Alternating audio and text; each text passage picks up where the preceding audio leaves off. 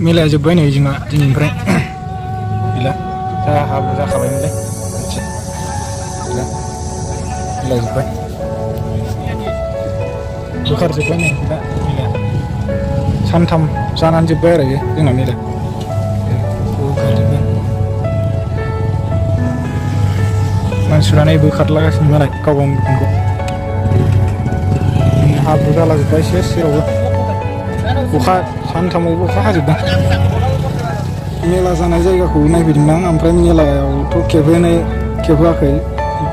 फटकल' खेबहोआखै आरो भिडिअबो खालामहोआखै बेनिखायनो जोबखांनानै नोंसिनि बे जायगाखौ खोन्थानाय जाबाय गाज्रि दामोनसै लोगोफोर आरो मानगोनांफोर जोंना बे जायगाया जाहैबाय बालांगा बाजारमोन नोंथांमोनहा मिथिखागौ सोरबा फैबाय थाग्राया माने बालांगा बाजारावनो जादोंमोन मेलाया जोंना लोखि फुजा बोसोरफ्रामबो जाखायोमोन ओमफ्राय बेनि थाखायनो देग्लाय मानसिफ्रा मोजां रोखोम मोनजानाय जायासै आरो सानथामावबो बिराद अखा हादों जेरावबो अखा जोब नालाय दा जोंनि जायगायावबो अखा हानानै मोजां रोखोम मोनजायासै आरो फुजा